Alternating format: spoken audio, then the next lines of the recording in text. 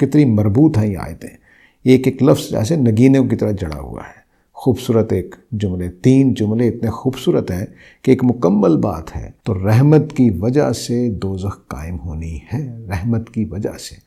ہمارے پاکستان میں اردو دان طبقے میں خاص طور سے کہہ لیجئے کہ رحمت کا مفہوم بڑا ہی خراب کر لیا ہوا ہے۔ وہ یہ کہ اللہ تعالیٰ 70 ماؤں سے زیادہ مہربان ہے، کوئی مسئلہ نہیں۔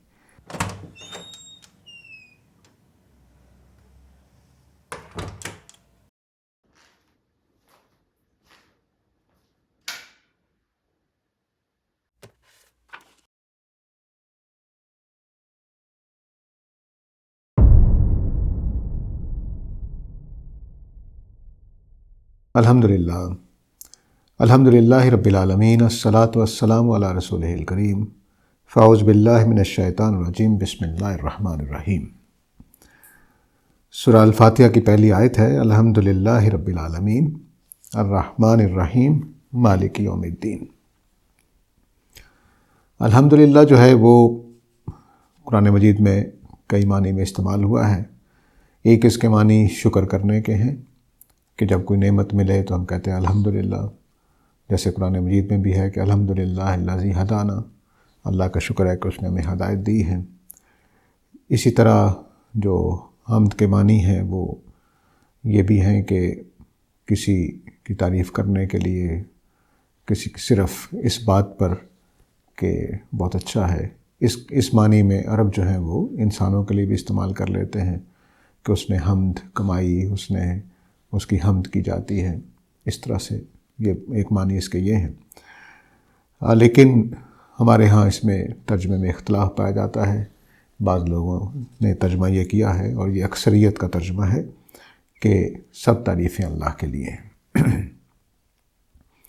لیکن عربی زبان میں یہ جو پورا الحمدللہ کا لفظ 2 لفظوں سے مل کر ایک مرکب بنا ہوا ہے، یہ تعریف کے لیے نہیں بولا جاتا۔ خاص طور سے جب اللہ کے لیے یا کسی الہ کے لیے جب یہ بولا جائے تو پھر اس کے اندر عبادت کے معنی پیدا ہو جاتے ہیں۔ عبادت کے جو معنی ہیں وہ اس کے اندر جو ہے وہ جب پیدا ہو جاتے ہیں تو پھر یہ صرف خدا کے لیے بولا جائے گا، اللہ کے لیے بولا جائے گا، کسی اور کے لیے نہیں۔ یعنی عرب یہ کبھی نہیں کہیں گے الحمدللہ الحمدللہ ابی بکر، یہ نہیں کہیں گے، وہ الحمدللہ ہی کہیں گے۔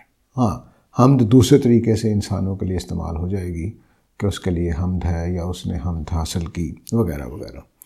تو اب اس کے اندر جو عبادت کے معنی ہے وہ عاشا کا 2 شعر ہیں، میں آپ کے سامنے پیش کرتا ہوں کہ وزن نصب المنصوبہ لا تنسکنہ، کہ جتنے بھی آستانے ہیں جن کے وہ آستانوں کے وہ کھڑے کیے جاتے ہیں، ستون ٹائپ چیزیں، ان کی عبادت نہ کرو۔ ولا تعبد الاوثان، ولا تعبد الاوثان، اور نہ بتوں کی بندگی کرو۔ واللہ فحمدا، تو اللہ کی حمد کرو۔ یہی الحمدللہ والا لفظ، یعنی جب کہا ہے کہ بتوں کی عبادت نہ کرو، اللہ کی حمد کرو، تو کیا مطلب ہوگا؟ اللہ کی عبادت کرو۔ اسی طرح دوسرے شعر میں، اسی قصیدے کا شعر ہے کہ وصلی علی حین العشیات والضحیٰ، نماز پڑھو صبح بھی اور شام بھی۔ یہ دور جاہلیت کا شاعر ہے، نبی صلی اللہ علیہ وسلم کا عہد دیکھا ہے انہوں نے۔ ولا تحمد الشیطان، اور شیطان کی حمد نہ کرو۔ واللہ فحمدا، اللہ کی حمد کرو۔ تو ان 2 شعروں سے واضح ہوتا ہے کہ حمد کے معنی عبادت کے بھی ہوتے ہیں اگر الہ کے لیے بولا جائے۔ عام آدمی کے لیے بولا جائے تو تعریف ہو سکتی ہے، شکریہ بھی ہو سکتا ہے، لیکن جب اللہ کے لیے بولا جائے گا تو اس میں عبادت کے معنی بھی پیدا ہو جاتے ہیں۔ اس لیے یہ جو جملہ ہے کہ الحمدللہ، اب حمد کے اندر ایک اور پہلو بھی ہے۔ وہ جو پہلو ہے وہ بڑا دلچسپ ہے، وہ یہ کہ آپ کو حمد کا حقدار ہونا ہے، یعنی آپ کے اندر ایسے اوصاف ہیں کہ آپ حمد کے حقدار ہیں۔ یہ جو معنی ہے اس کے اندر، وہ بھی الحمدللہ کے اندر اس کا بھی ایک شیڈ محسوس ہوتا ہے۔ وہ اس طرح کا ہوگا کہ حقدار کون ہے حمد کا۔ تو الحمدللہ کے اندر یہ معنی ہے کہ صرف اللہ ہی حمد کے حقدار ہیں، صرف اللہ ہی کی ذات ایسی ہے جن کی حمد ہونی چاہیے۔ اسی معنی میں جس معنی میں عائشہ کا شعر میں نے پڑھا کہ شیطان کی حمد نہ کرو، اللہ کی حمد کرو۔ تو یہ شرک ہوگا کہ کوئی آدمی اس معنی میں جس معنی میں سورہ فاتحہ میں آئی ہے کسی انسان کی حمد کرے یا شیطان کی حمد کرے۔ تو الحمدللہ کا مطلب ہو گیا کہ وہ شکر جو عبادت کی غرض سے کیا جاتا ہے، جو خداؤں کا کیا جاتا ہے، اس کا حق صرف اللہ کو حاصل ہے۔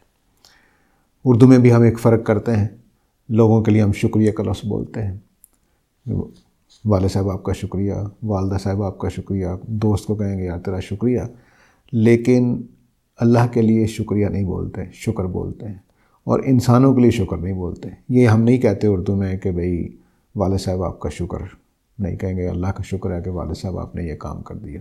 تو جو شکر اور شکریہ کا فرق ہے وہی عربی زبان میں حمد اللہ کے لیے ہے اور شکر انسانوں کے لیے بھی ہے اور اللہ کے لیے بھی ہے عربی زبان میں۔ اردو میں ہم شکر صرف اللہ کے لیے کرتے ہیں۔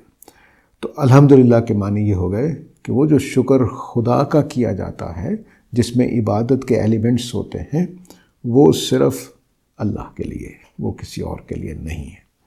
یہ اس سے بات واضح ہو رہی ہے کہ یہ اب جو شکر ہے سورہ فاتحہ میں وہ اللہ کے لیے کیوں ہو رہا ہے، یہ عبادت والا شکر۔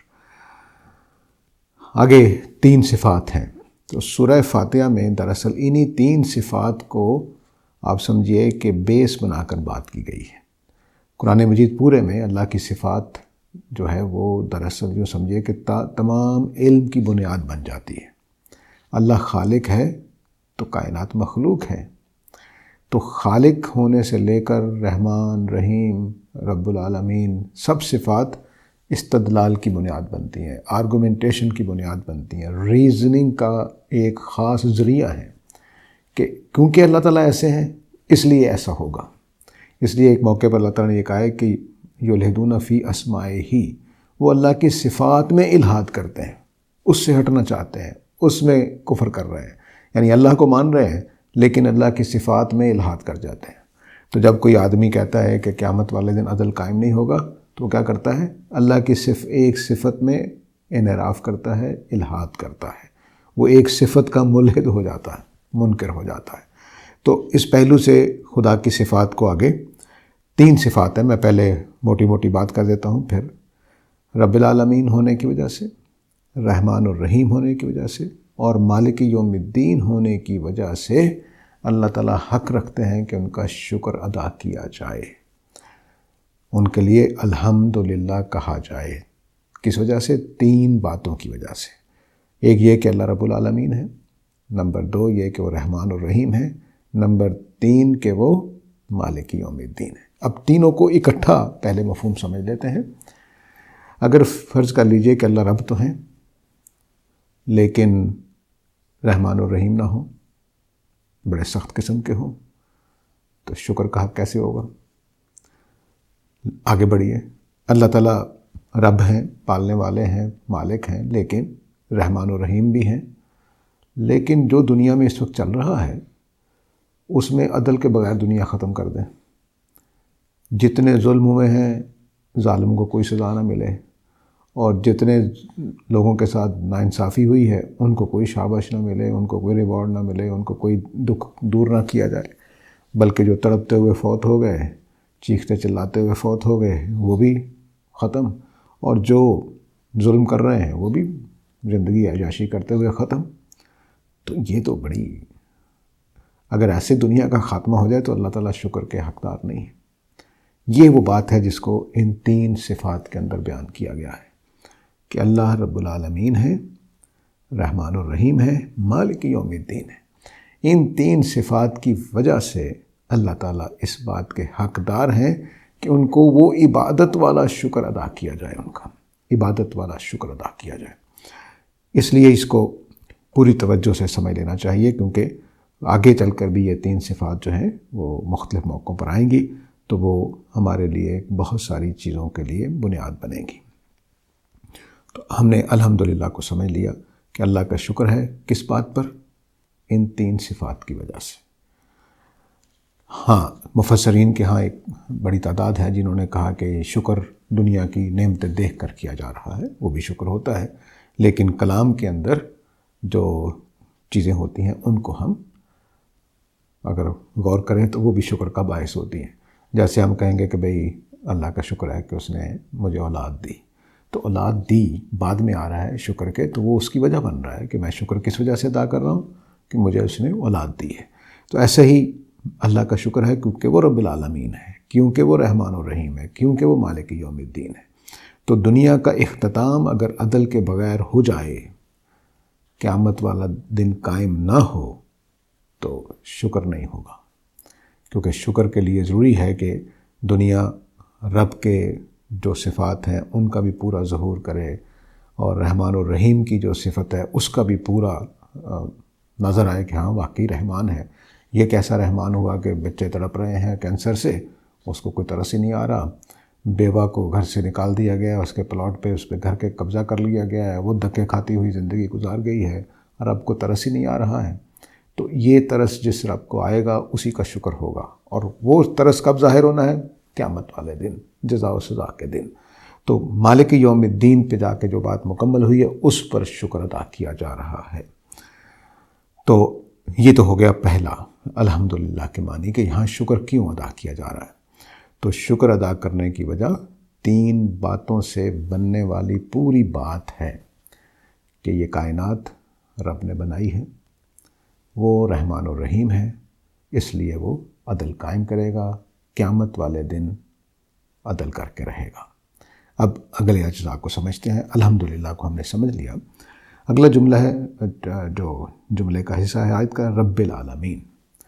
رب کے 3 معنی ہیں قرآن مجید کے اندر. ایک مالک کے معنی ہے، جیسے سورہ الاعراف میں آیا ہے رب ھذا البیت، اس گھر کے مالک، خانہ کعبہ کے لیے. رب پالنے والے کے معنی میں، یہ عام معروف بات ہیں. اور رب خدا کے معنی میں بھی آتا ہے. تو اب یہاں پر جو الحمدللہ رب العالمین میں بولا گیا ہے تو شکر ادا کیا گیا ہے. تو شکر ادا کرتے ہوئے زیادہ ذہن جاتا ہے پالنے والے کی طرف، ٹھیک ہے، پیدا کرنے والے کی طرف. تو چونکہ شکر کی موقع ہے، جیسے ہم کہیں گے بھئی اللہ کا شکر ہے جو مالک ہے اس گھر کا، تو اس کا شکر، یہ مناسب جملہ نہیں لگ رہا کہ شکر ہے اس کا جس کا یہ گھر ہے. تو مالک کی طرف شکر کا جذبہ نہیں ہوتا، پالنے والے، نعمتیں دینے والے کی طرف تو رزق دینے والے کا مفہوم اس کے اندر زیادہ ہے. تینوں پہلو جو ہیں رب کے، ان کو ویسے سمجھ لینا چاہیے، کیونکہ اگر رب کے یہ تینوں پہلو آگے پورے قرآن مجید میں پھیلے ہوئے ہیں، اور جگہ جگہ مجھے پھر مختصر طور پر میں ذکر کر دوں گا تاکہ آسانی رہے گی. تو رب کے معنی 3 ہیں.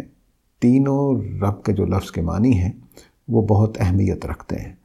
رب کا لفظ پورے قرآن مجید میں مرکزی حیثیت رکھتا ہے، یہ یاد رکھیے گا.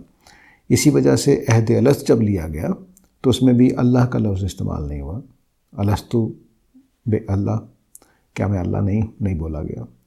وہاں رحمان الرحیم نہیں بولا گیا. الستو بے الرحمن الرحیم نہیں بولا گیا. وہاں کیا لفظ بولا گیا؟ الستو بے ربکم، کیا میں تمہارا رب نہیں ہوں. تو اس کا مطلب ہے کہ رب کے لفظ میں کوئی بہت ہی گہرے معنی ہیں، جس کی وجہ سے اللہ کا اپنا نام چھوڑ کر، باقی صفات چھوڑ کر صرف رب کا لفظ بولا گیا ہے. اب وہ تینوں جو معنی ہیں ان کے اندر وہ گہرائی پائی جاتی ہے. پہلے معنی میں نے بتایا مالک کے. تو اگر کوئی آدمی یا کوئی ہستی میری مالک ہو تو اس کے ساتھ میرا ایک ریلیشن بن جائے گا، ٹھیک ہے. اسی طرح کوئی ہستی میری خدا ہو، رب کے دوسرے معنی خدا کے ہیں، الہ کے ہیں، تو اس کے ساتھ ایک رشتہ بن جائے گا. تیسرے معنی اس کے ہیں پالنے والے کے، تو وہ میرا رازق ہے، میں اس کا پالا ہوا ہوں، ٹھیک ہے. یہ 3 رشتے بن جائیں گے. جیسے میں کسی آدمی کو اگر باپ جانتا ہوں کہ آپ میرے والد ہیں، تو والد ہونے سے میں کیا بن گیا؟ بیٹا. صرف اس وجہ سے کہ وہ میرے والد ہیں، اس وجہ سے میں ان کا بیٹا بن گیا. تو جیسے ہی ہم کسی کو کوئی پوزیشن دیتے ہیں، کوئی سٹیٹس دیتے ہیں، تو اس کے لحاظ سے ہمارا اس کے ساتھ رشتہ بنتا ہے. میں دفتر میں گیا جاب کرنے، وہاں میرا کوئی باس تھا، تو میں کیا ہو گیا؟ ماتحت. ٹھیک اسی طرح جب میں نے اللہ تعالیٰ کو کہا کہ آپ میرے رب ہیں بمعنی مالک کے، تو میں کیا ہو گیا؟ ان کا غلام ہو گیا۔ وہ میرے مالک ہیں، میں ان کا مملوک ہوں، غلام ہوں۔ میں نے کہا جی کہ آپ میرے خدا ہیں، تو میں کیا ہو گیا؟ بندہ ہو گیا۔ میں نے کہا جی کہ آپ میرے پالنے والے ہیں، میں آپ کا نمک خوار ہوں، آپ مجھے روزی دیتے ہیں، تو میں کیا ہو گیا؟ ان کا پالا ہوا۔ تو پالے ہوئے ہونے اور مملوک ہونے، غلام ہونے اور بندہ ہونے، 3 رشتے میرے اندر آ گئے جیسے ہی میں نے ایک ہستی کو رب کہا ہے۔ تو یہ 3 رشتے جو ہیں وہ قائم ہو گئے اللہ کے ساتھ۔ تو اب اللہ کون ہے اور میں کون ہوں؟ 3 رشتوں میں اللہ سے جڑا ہوا ہوں۔ وہ میرا مالک ہے، میں اس کا غلام ہوں۔ وہ میرا خدا ہے، میں اس کا بندہ ہوں۔ وہ میرا پالنے والا ہے، میں اس کا پروردہ ہوں۔ اور اب ان تینوں رشتوں کے کچھ تقاضے ہیں، اس لیے الستو بربکم یہ لفظ بولا گیا کہ یہ اتنا بڑا لفظ ہے کہ اس میں پورا دین سمایا ہوا ہے۔ اب 3 رشتے بن گئے میرے، تینوں کا کچھ تقاضا ہے۔ مثلا اللہ میرا مالک ہے، مجھے ڈانٹ سکتا ہے، کام کہہ سکتا ہے کہ وہ میرا مالک ہے، اور مجھے کیا کام کرنا ہے؟ کیونکہ میں اس کا غلام ہوں تو مجھے اس کا حکم ماننا ہے، مجھے اس کے کام کر کے دینے ہیں جو اس نے مجھے کہے ہیں۔ تو مالک ہونے سے خود بخود اطاعت، حکم ماننا، فرما برداری اختیار کرنا، اور مالک کو یہ حق حاصل ہوتا ہے کہ اگر میں فرما برداری نہ کروں تو مجھے سزا بھی دے سکتا۔ تو دین کا ایک پہلو اس میں موجود ہے کہ اللہ میرا مالک ہے، وہ مجھے حکم دے سکتا ہے، حکم پورا نہ کرنے پر وہ مجھے سزا بھی دے سکتا ہے۔ یہ ایک حصہ ہو گیا۔ اب دوسرا رشتہ میں نے بتایا تھا خدا اور بندہ ہونے کا۔ تو خدا کی ذات جو ہے اس کو پوجا جاتا ہے، اس کی پرستش کی جاتی ہے، اس کی تسبیح کی جاتی ہے، اس کی تقدیس بیان کی جاتی ہے، اس کی تعریف کی جاتی ہے، اس کے آگے جھکا جاتا ہے، قیام اور رکوع اور سجدہ ادب کے ساتھ کیا جاتا ہے۔ اگر میں یہ نہ کروں تو میں نے اپنے رشتے کو نہیں نبھایا، ٹھیک ہے؟ تو خدا کے ساتھ یہ دوسرا تعلق بنتا ہے۔ تو میری عبادت جو نماز روزہ ہم کرتے ہیں وہ خدا کے رب ماننے کی وجہ سے پیدا ہوئی ہے۔ تو بالکل ایسی بات ہے کہ میں اپنے والد صاحب کو والد کہتا رہوں لیکن بڑھاپے میں ساتھ نہ دوں ان کا، وہ گرنے لگے میرا ہاتھ نہ سہارے کے لیے آگے بڑھے، وہ بیمار پڑے ہوئے ہوں تو میں آرام سے اپنے کاموں میں لگا ہوا ہوں، ان کی تیمارداری نہیں کر رہا ہوں، تو میں نے باپ نہیں مانا، اصل میں صرف کہنے کو کہہ رہا ہوں کہ میرے والد ہیں۔ ایسے ہی جب میں خدا کو خدا مانتا ہوں تو پھر مجھے اس کی یہ بندگی کرنی ہے۔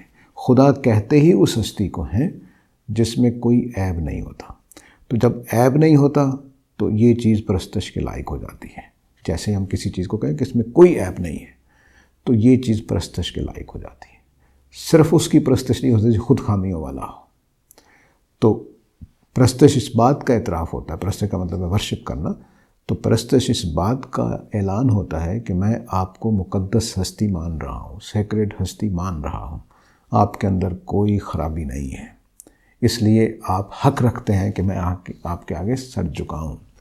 تیسرا رشتہ جو ہے وہ پالے ہوئے ہونے کا ہے، رزق دیتے ہیں اللہ تعالیٰ مجھے، پالتے پوستے ہیں، یہ سارا اتنا انتظام کیا ہوا ہے، سورج چاند ستارے روزی پیدا کرنے کے لیے کام کر رہے ہیں، اتنی پودوں کی قسمیں، درختوں کی قسمیں، سمندر کا انتظام، پانی وہاں سے اٹھتا ہے، کیسے بارش ہوتی ہے۔ قرآن اس کو بیان کیا جگہ جگہ پر کہ میں نے تمہاری روزی کے لیے اتنا بڑا انتظام کیا۔ سورہ البقرہ میں بھی 20-25 آیتوں کے بعد یہ مثالیں شروع ہو جائیں گی۔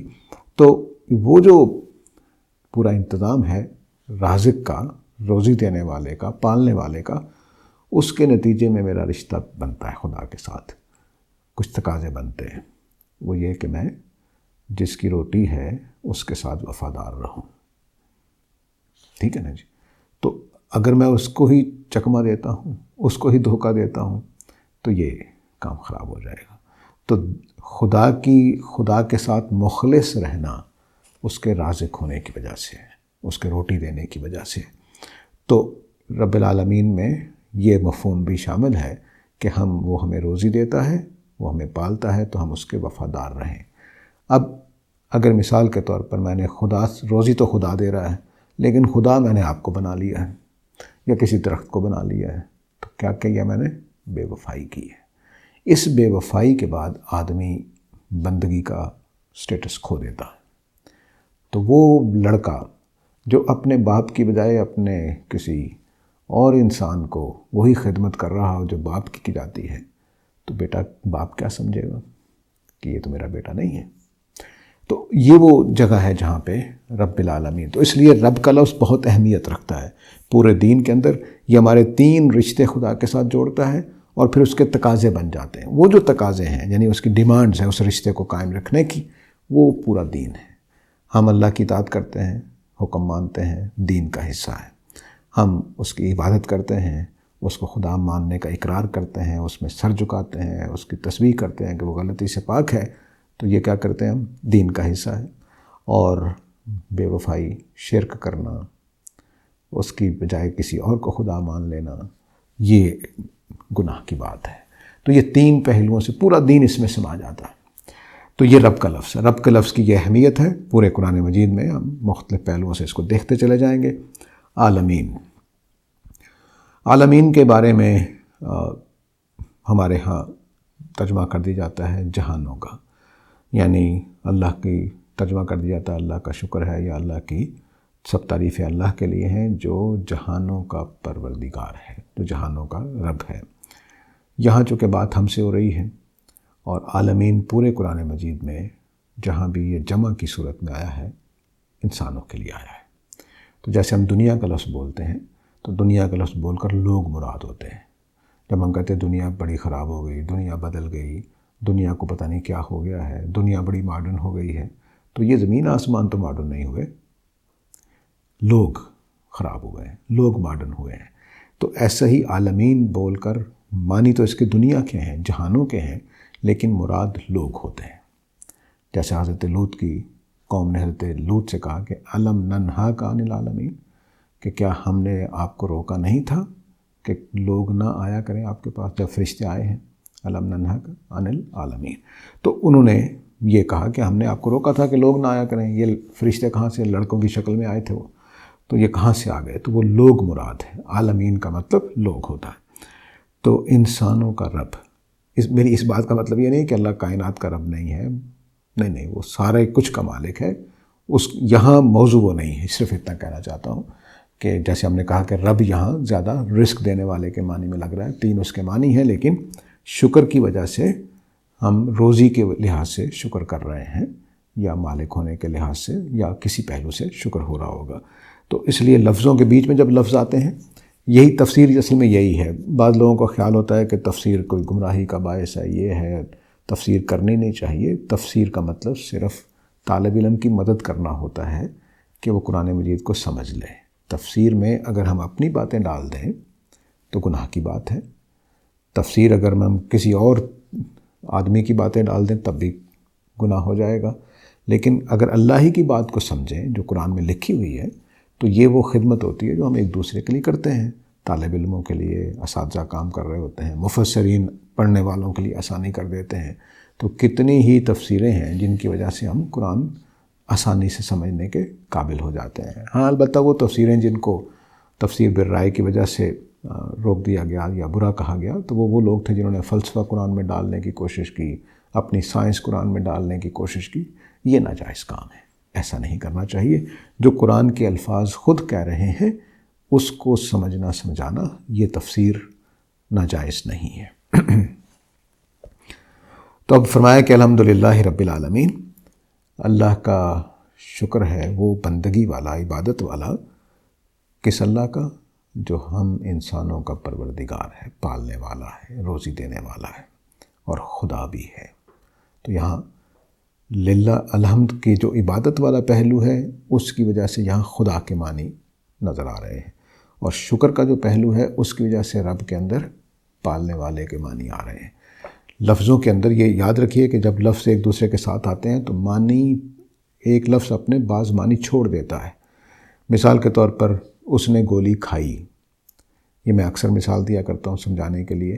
اس نے گولی کھائی، گولی میں 2 معنی ممکن ہے کھانے کی وجہ سے، ایک دوا والی یعنی ڈسپرین کھائی، اور دوسرا گولی کھائی جو بلٹ ہوتی ہے۔ اب ہمیں یہاں پر دونوں کے امکانات، اس نے گولی کھائی، آگے اگر جملہ ہے تو وہ بتائے گا کہ گولی کا مطلب کیا ہے۔ اس نے گولی کھائی اور اس کا سر درد ٹھیک ہو گیا۔ تو اب گولی کون سی ہو گئی؟ دوا والی، میڈیسن والی۔ اور اگر جملہ اگلا آتا، اس نے گولی کھائی اور دنام سے فرش پر گر گیا، خون بہنے کی وجہ سے اس کی جان نکل گئی، تو اب کون سی گولی ہے؟ بلٹ۔ تو یہ وہ لفظ جو آگے پیچھے لفظ آتے ہیں وہ معنی تبدیل کرتے ہیں لفظوں کے۔ 3 معنی ہوں گے تو ایک کے اندر مخصوص کر دیں گے، اس کے 2 ہوں گے تو تب ایک کی طرف لے جائیں گے۔ تو ایسے ہی جب ہم شکر کرتے ہیں تو رزق کی طرف ذہن جا رہا ہے، تو رب کے اندر رازق کی طرف ذہن جاتا ہے۔ اور جب ہم الحمد میں عبادت والی سینس پاتے ہیں تو پھر رب العالمین میں خدا کے معنی آ جاتے ہیں۔ تو اب اللہ تعالیٰ کائنات کے بھی رب ہیں، لیکن یہاں کس معنی میں ہے؟ انسانوں کے رب ہیں۔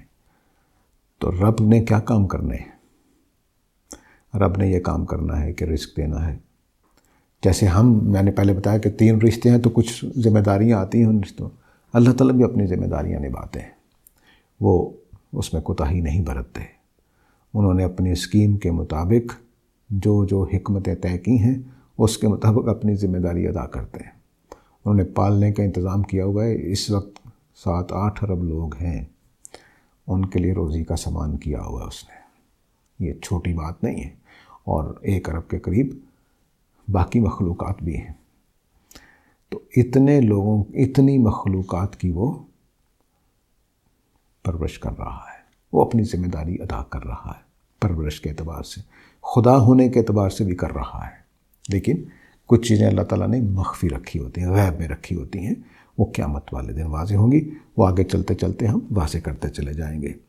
تو اب رب العالمین میں اللہ تعالیٰ نے اپنے رب ہونے کا، لوگوں کا رب ہونے کا کہا کہ لوگوں کے رب ہونے کی وجہ سے شکر ہے کس کا؟ اللہ کا، الرحمن الرحیم۔ تو اگر رب سخت بھی ہو سکتا ہے، اب جو الرحمن الرحیم ہے اس کی طرف جاتے ہی رب کے اندر مالک کے معنی بھی آ جاتے ہیں۔ تو جیسے میں نے بتایا کہ گولی میں ڈسپرین کے معنی آئیں گے کہ بلٹ کے معنی آئیں گے، اگلے جملے بتائیں گے یا پچھلے جملے بتائیں گے۔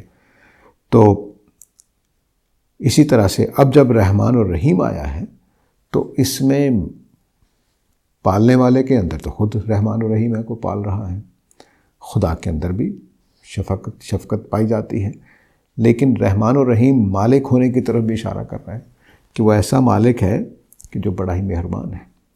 الرحمن الرحیم پہ ہم بسم اللہ کے جب تفسیر کر رہے تھے تو اس میں نے واضح کر دیا تھا، یہاں صرف تھوڑا سا ایک پہلو بتا کے آگے چلتا ہوں کہ رحمان کے اندر جوش ہے اور یہ لازم کرتا ہے کہ عدل قائم ہو، رحمت نافذ کی جائے، زبردستی رحمت پوری کی جائے گی۔ اس کے اندر ایک قوت ہے، اس کے اندر ایک جوش ہے، اس کے اندر ایک زور ہے، وہ حرکت ہے اس کے اندر، یہ رکی ہوئی صفت نہیں ہے۔ تو رحمان یہ صفت چاہتی ہے کہ رحمت نافذ کی جائے۔ رحمت نافذ کرنے کا کیا مطلب ہے؟ کہ ظالموں کو سزا ملے۔ تو اس وجہ سے قرآن مجید نے آگے چل کر بتایا ہے کہ کتب علی نفسہ الرحمہ، اللہ نے اپنے اوپر رحمت لازم کر رکھی ہے، لیجمعنکم الی یوم القیامہ، تو اللہ تعالیٰ لازماً قیامت والے دن تم سب کو جمع کریں گے۔ تو قیامت کس بات کا نشان ہے؟ رحمت کا۔ قیامت کس بات کا نتیجہ ہے؟ رحمت کا۔ تو رحمت کی وجہ سے دوزخ قائم ہونی ہے، رحمت کی وجہ سے۔ ہمارے پاکستان میں اردو دان طبقے میں خاص طور سے کہہ لیجئے کہ رحمت کا مفہوم بڑا ہی خراب کر لیا ہوا ہے۔ وہ یہ کہ اللہ تعالیٰ 70 ماؤں سے زیادہ مہربان ہے، کوئی مسئلہ نہیں، رحمت ہی نے دوزخ قائم کرنی ہے۔ تو اب الرحمن الرحیم آ گیا۔ رحیم کے معنی میں نے بتایا تھا کہ اس میں دوام پایا جاتا ہے۔ رحمان میں جوش ہے، تو جوش ابال آیا ٹھنڈا پڑ گیا؟ نہیں، فرمایا کہ نہیں، وہ مستقل ہے۔ تو خدا کی جو رحمت کی قوت اور جوش اور زور ہے وہ ہمیشہ قائم رہتا ہے، اس میں زوال نہیں آتا۔ تو یہ الرحمن الرحیم۔ اب شکر کس بات کا ہے؟ اللہ رب العالمین کا۔ شکر کس بات کا؟ کہ وہ ہمارا مالک ہے، پروردگار ہے، تو بڑا مہربان ہے، اس وجہ سے شکر گزاری ہے، اسی وجہ سے اس کی بندگی ہوتی ہے۔ تو الحمد میں 2 معنی اکٹھے میں لے کے چل رہا ہوں، اس کا میں ثبوت دیا ہے اشعار سے کہ الحمد کے معنی عبادت کے بھی ہیں اور الحمد کے معنی شکر کے بھی ہیں۔ آگے فرمایا مالک یوم الدین، تو رحمان الرحیم میں عدالت قائم ہونی ہے، قیامت قائم ہونی ہے۔ تو قیامت، اب دیکھیے کہ آیتوں کا جوڑ دیکھیے، پیچھے ہے رب، آگے ہے رحمان الرحیم، اور رحمان الرحیم میں رحمت نے اپنے آپ کو نافذ کرنا ہے۔ کس شکل میں جا کے نافذ کرنا ہے؟ قیامت والے دن انصاف کر کے۔ تو کتنی مربوط ہیں یہ آیتیں، ایک ایک لفظ جیسے نگینوں کی طرح جڑا ہوا ہے۔ خوبصورت ایک جملے، 3 جملے اتنے خوبصورت ہیں کہ ایک مکمل بات ہے کہ شکر ہے اس ذات کا جو رب ہے، ہمیں پال رہی ہے، ہمیں اس نے، ہمارا خدا ہے، ہمارا مالک ہے، اس نے تخلیق کی ہے، اور وہ رحمان الرحیم ہے۔ پالنے کے کام میں بھی رحمت ہے، شفقت ہے، اس نے اتنا کچھ پرووائڈ کیا ہمیں۔ یہ پروویژن جو ہے اس کو توجہ رکھنی چاہیے، یہ صرف روٹی نہیں ہے۔ آپ دیکھیے کہ جتنی میری ڈیزائرز ہیں ان سب کا آنسر باہر موجود ہے۔ ٹیسٹس، اگر مجھے صرف گھاس کھانے کو ملتی لیکن زبان پہ یہ سارے ٹیسٹ ہوتے تو کتنی فرسٹریشن ہونی تھی کہ ذائقہ نہیں مل رہا، ایک ہی ذائقہ بس۔ تو خدا نے میری ذائقے، آنکھوں کے حسن، ہم چیزوں کے اندر خوبصورتی، سمیٹری، ان کے اندر کی وہ کیا کہنا چاہیے، تخلیق کے اندر نزاکت، ڈیلیکیسیز ہم دیکھتے ہیں، پتے پتے میں یہ چیزیں موجود ہیں۔ تو جتنی میرے اندر چیزیں ہیں رب نے وہ ساری پرووائڈ کی ہوئی ہیں، صرف یہ نہیں کہ روٹی مل رہی ہے، نہیں، ہر چیز پرووائڈ کی ہوئی ہے۔ تو آنکھوں کا ٹیسٹ ہو، کانوں کا ٹیسٹ ہو، جھرنوں کی آوازیں، چڑیوں کی چہچہا، آپ کو میوزک کا ایک تصور دے رکھا ہے اس نے، تو کانوں کے لیے بھی خوبصورتی اس نے رکھی ہوئی ہے۔ لمس، ٹچ کرنا، ہوا کا جھونکا، پھولوں کی کسی نرم چیز پہ چھونا، یہ آپ کو لطف دیتا ہے۔ کسی ٹھنڈی چیز کو پکڑ لینا بعض اوقات گرمیوں کے موسم میں، وہ آپ کو لطف دیتا ہے۔ اسی طرح خوشبوئیں، پتہ نہیں جتنے سینسز ہیں ان سب میں سادہ چیزیں بھی ہیں کہ ہمیں آواز آ رہی، ٹھیک ہے، کمیونیکیشن ہو رہی ہے، لیکن میوزک بھی آ رہا ہے، پرندوں کی چہچہا بھی آ رہی ہے۔ تو 5 سینسز کے لحاظ سے سادہ جو ان کا کام ہے وہ بھی ہو رہا ہے، اور جو اس میں ٹیسٹ والا کام ہے، جو اس میں حسن والا کام ہے، وہ بھی ہو رہا ہے۔ تو یہ رب ہے، یہ چھوٹا سا رب نہیں ہے، یہ حیرت انگیز رب ہے، اس کا شکر ہم ادا کر رہے ہیں۔ تو اب آگے فرمایا کہ وہ مالک یوم الدین ہے۔ اب مالک یوم الدین کو سمجھیے کہ ہمیں دنیا میں اللہ نے اختیار دیا ہوا ہے اور اقتدار بھی دیا ہوا ہے، وہ آگے چل کر ہم سمجھیں گے جب انی جاعل فی الارض خلیفہ والی آیت کو پڑھیں گے، تو اس میں اللہ تعالیٰ نے بتایا کہ میں نے تمہیں خلیفہ بنایا ہے۔ اب جو خلیفہ بنایا ہے تو اس میں ہمیں دنیا میں اقتدار دیا گیا، اس کا مطلب یہی ہے۔ اب ہم فیصلے کرتے ہیں، ہمارے چھوٹا سا نکما سا حکمران ہوتا ہے، وہ پوری ملک کو چلا رہا ہوتا ہے، کسی کو مارنے کا حکم دے رہا ہوتا ہے، کسی کو بخشنے کا حکم دے رہا ہوتا ہے، جیسا کہ نمرود نے حضرت ابراہیم کے ساتھ کیا۔ تو یہ سب کچھ ہو رہا ہوتا ہے، لیکن قیامت والے دن سارے اختیار چھین لیے جائیں گے۔ کوئی جج نہیں رہے گا، کوئی بادشاہ نہیں رہے گا، کوئی خلیفہ نہیں رہے گا، سب اختیار اللہ کے پاس چلا جائے گا۔ تو مالک یوم الدین کا ایک شیڈ یہ ہے کہ اس دن صرف اللہ ہی مالک ہوگا اور کوئی مالک نہیں ہوگا، کسی کے پاس 1 روپیہ بھی نہیں ہوگا اپنا کہ وہ اس کے بارے میں فیصلہ کر سکے کہ اس کو کیا کرنا ہے۔ دوسری بات یہ جس کی وجہ سے شکر لازم آتا ہے کہ فرض کر لیجئے کہ قیامت والے دن اللہ کسی انسان کو فیصلے کا موقع دے دے اور خود بیٹھ کے نظارہ کر رہے ہوں کہ آپ فیصلہ کر دیجیے، نیک سے نیک آدمی کو بٹھا دیجیے، اس کے پاس پورا علم نہیں ہوگا، معلومات پوری نہیں ہوں گی، وہ کسی سے ڈر جائے گا، کسی سے گھبرا جائے گا، وہ فیصلے صحیح نہیں کر سکے گا۔ تو اللہ تعالیٰ فرما رہے ہیں کہ نہیں، اس دن کسی اور کے ہاتھ میں فیصلے نہیں ہوں گے، اللہ کے ہاتھ میں ہوں گے، اور کوئی ان کے فیصلوں کو تبدیل نہیں کرا سکے گا۔ مالک کی مطلب یہ ہے۔ تو اس وجہ سے اللہ کا شکر ہے کہ کل قیامت اس نے برپا کرنی ہے، ظالموں کو سزا دینی ہے، مظلوموں کو ان کا ریوارڈ دینا ہے، یا ان کو محبت یا ترس یا جو بھی ہمدردی کرنی ہے وہ لازماً ہوگی قیامت والے دن۔ پھر فیصلہ انسانوں کے ہاتھ میں نہیں دیا جائے گا جو رشوت لے لیتے ہیں، جو گھبرا جاتے ہیں، جو ڈر جاتے ہیں، پورا علم نہیں ہوتا، پورا فیصلہ کرنے کی طاقت نہیں ہوتی۔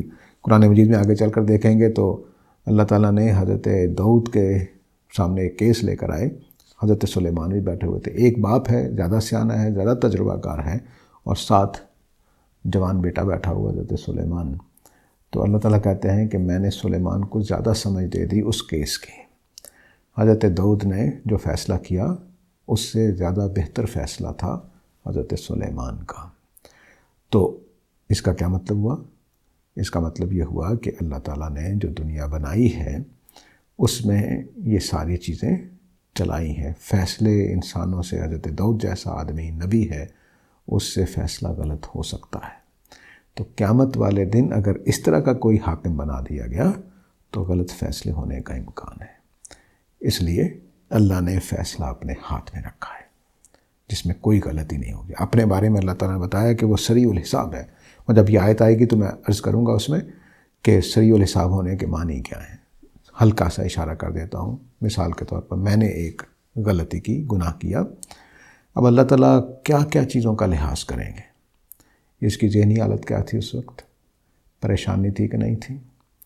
اس کا اندر کا جو ڈیزائر تھی وہ کتنی اسٹرانگ تھی؟ اس کا مزاج کیسا ہے؟ اس کو کتنی دیر سے مثلا بھوک لگی ہوئی تھی، بھوک والا میں نے گناہ کیا ہے. وہ ہزار چیزیں، نفسیات کیا تھی اس کو میں نے بنایا کیسے ہوا ہے، اس کے گھر کا ماحول کیسا اس کو ملا تھا، اس کے دوستوں کا ماحول کیسا تھا. ان ساری چیزوں کو سامنے رکھ کر کیلکولیٹ کریں گے کہ اس کو اس گناہ پر 10 مثلاً کوڑے لگنے چاہیے، فرض کر لیجیے.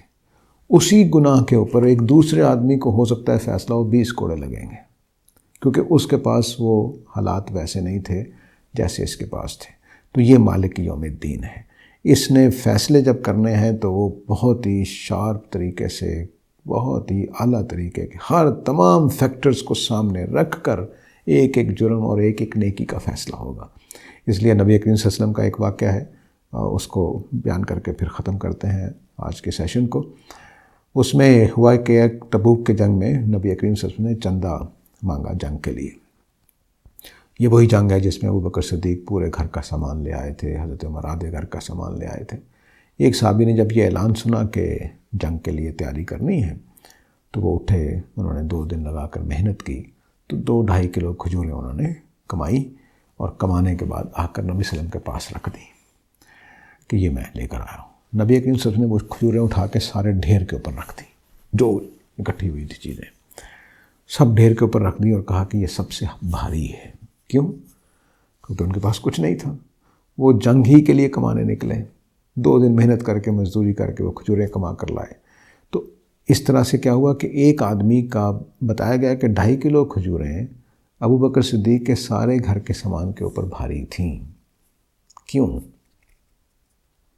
اس کی کوالٹی کی وجہ سے، اس کے حالات کی وجہ سے.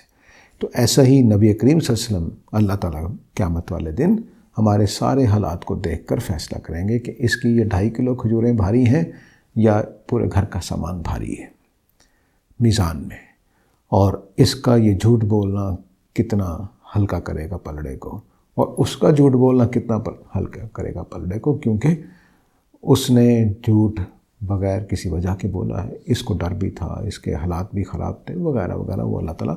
لیکن میری بات کا مطلب یہ نہیں ہے کہ ہم خود فیصلہ کرنے بیٹھ جائیں، کیونکہ ہو سکتا ہے کہ میرے اندر اسٹرینتھ ہو اور میں نے بس بے خیالی میں وہ حرکت کر دی ہو، اب پکڑا جاؤں گا. تو وہ چیزیں اللہ ہی کو معلوم ہے کہ میرے کیا کیا فیکٹرز ہیں جس کی وجہ سے میں کہیں جگہ پھنس سکتا ہوں اور کسی جگہ نہیں. تو اس لیے ہمیں تو ہر حالت میں گناہوں سے بچنا ہے، لیکن اگر کوئی گناہ ہوگا تو اس میں کتنے فیکٹرز ہیں جو اللہ تعالیٰ سامنے رکھیں گے. تو ایک آدمی خوف کی حالت میں گن پوائنٹ پر ایک کام کرتا ہے، اس کا کیس ڈیفرنٹ ہوگا اس کے مقابلے میں جو آزادی سے ساتھ کر رہا ہے. تو یہ مالک یوم الدین ہے. دین کے معنی فیصلے کے ہیں اور جزا و سزا کے بھی ہیں. دین دراصل خدا کے فیصلے ہی کو کہتے ہیں. تو جو قرآن مجید کو ہم دین کہتے ہیں یا اسلام کو دین کہتے ہیں تو وہ بھی اللہ کے فیصلے ہیں کہ عقیدہ یہ ہے، شریعت یہ ہے. تو دین کا معنی فیصلہ ہی کے ہے. تو یوم الدین کا مطلب ہے فیصلے کے دن کا مالک. تو جزا و سزا کے ہم ترجمہ کر دیتے ہیں، وہ بھی ٹھیک ہے. جزا و سزا کے دن کا مالک نہیں، فیصلے کے دن کا مالک. اور فیصلے کا دن کا مالک کا مطلب ہے کہ اس میں جزا و سزا ہونی ہے. تو اس لیے دونوں ترجمے جو ہیں وہ ٹھیک رہتے ہیں۔ تو میرا خیال ہے یہاں روک لیتے ہیں۔ وآخر دعوانا ان الحمد للہ رب العالمین۔